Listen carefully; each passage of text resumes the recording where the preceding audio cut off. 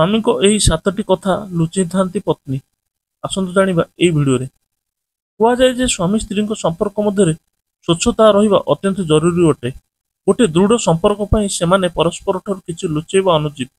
ତେଣୁ ଅଗ୍ନିକୁ ସାକ୍ଷୀ ରଖି 7 ଫେରା ନେଲାବେଳେ ମଧ୍ୟ ସ୍ୱାମୀ ସ୍ତ୍ରୀ ପ୍ରତିଶ୍ରୁତି ରଖିଥାନ୍ତି ସେମାନେ ବିବାହ ପରେ ପରସ୍ପରକୁ କିଛି ଲୁଚାଇ ରଖିବେ ନାହିଁ। ତେବେ ଆଚାର୍ଯ୍ୟ ଚାଣକ୍ୟ ଅନୁସାରେ ପତ୍ନୀମାନେ ଅନେକ ଜିନିଷ ନିଜ ସ୍ୱାମୀକୁ ଲୁଚାଇ ରଖିଥାନ୍ତି। ସ୍ୱାମୀ ଏହା ଜାଣିନଥାନ୍ତି। ପତ୍ନୀମାନେ ଏହି କଥାଗୁଡ଼ିକୁ ଅତି ସ୍ପଷ୍ଟ ଭାବେ ମିଛ କୁହନ୍ତି। ସେ ଏ ବିଷୟରେ ସ୍ୱାମୀକୁ କିଛି କୁହନ୍ତି ନାହିଁ। ଯଦିଓ ଏହି ଜିନିଷଗୁଡ଼ିକ ସେମାନଙ୍କ ଠାରୁ ଲୁଚାଇବା କେବଳ ସେମାନଙ୍କ ସମ୍ପର୍କ ମଜବୁତ କରେ। ଯଦି ଏହି ଜିନିଷଗୁଡ଼ିକୁ ସେମାନଙ୍କ ଠାରୁ ଲୁଚାଇବା କେବଳ ସେମାନଙ୍କ ସମ୍ପର୍କକୁ ମଜବୁତ କରେ। ଯଦି ସେ ଏହି କଥାକୁ ତାଙ୍କ ସ୍ୱାମୀକୁ କୁହନ୍ତି ତେବେ ସେମାନଙ୍କ ସମ୍ପର୍କ ଖରାପ ହୋଇପାରେ।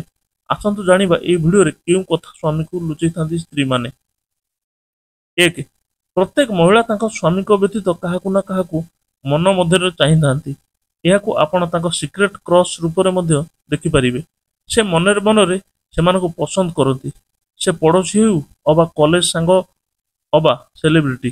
ସେ କେବେ ବି ଏହି ସିକ୍ରେଟ କ୍ରସ୍ କଥାକୁ ସ୍ୱାମୀଙ୍କ ସହ ସେୟାର କରନ୍ତି ନାହିଁ। ଅନ୍ୟଥା ଉଭୟଙ୍କ ମଧ୍ୟରେ ସମ୍ପର୍କ ଖରାପ ହୋଇପାରେ। 2. ପତ୍ନୀ ପ୍ରାୟତଃ ସ୍ୱାମୀଙ୍କ ମନ ରଖିବା ପାଇଁ ତାଙ୍କ ହଁରେ ହଁ କରିଦିଅନ୍ତି। ତେବେ ସେ ପତିଙ୍କ ନିଷ୍ପତ୍ତିରେ ଖୁସି ହୁଅନ୍ତୁ କି ନ ହୁଅନ୍ତୁ କିନ୍ତୁ ସ୍ୱାମୀଙ୍କ ସହ କୌଣସି ଝଗଡ଼ା ନ ହେଉ ସେଥିପାଇଁ ସେ ନ ଚାହିଁକି ମଧ୍ୟ ତାଙ୍କ କଥାରେ ସହମତି ହୁଅନ୍ତି। 3. ପତ୍ନୀମାନେ ବେଳେବେଳେ ରୋମାନ୍ସ ସମୟରେ ନିଜ ସ୍ୱାମୀଙ୍କ ଠାରୁ ସମ୍ପୂର୍ଣ୍ଣ ରୂପରେ ସନ୍ତୁଷ୍ଟ ହୋଇପାରନ୍ତି ନାହିଁ। ଏପରି ପରିସ୍ଥିତିରେ ଯେତେବେଳେ ସ୍ୱାମୀ ତାକୁ ପଚାରନ୍ତି ଯେ ସେ ଏହାକୁ ଉପଭୋଗ କରିଛନ୍ତି କି ନାହିଁ ସେ ନିଜ କ୍ଳାନ୍ତ ସ୍ୱାମୀକୁ ଦେଖି ମିଛରେ କୁହନ୍ତି ଯେ ହଁ ଏହା ବହୁତ ମଜା ଥିଲା। କିନ୍ତୁ ବାସ୍ତବରେ ବେଳେବେଳେ ତାଙ୍କର ଅଧିକ ରୋମାନ୍ସ କରିବାର ଇଚ୍ଛା ଅଧୁରା ରହିଯାଏ।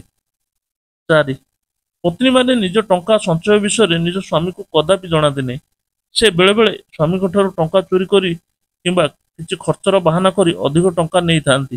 ଯେତେବେଳେ ଘରେ ଆର୍ଥିକ ସଙ୍କଟ ଦେଖାଯାଇଥାଏ ସେତେବେଳେ କେବଳ ପତ୍ନୀଙ୍କ ସଞ୍ଚୟ ଉପଯୋଗ ହୋଇଥାଏ। 5.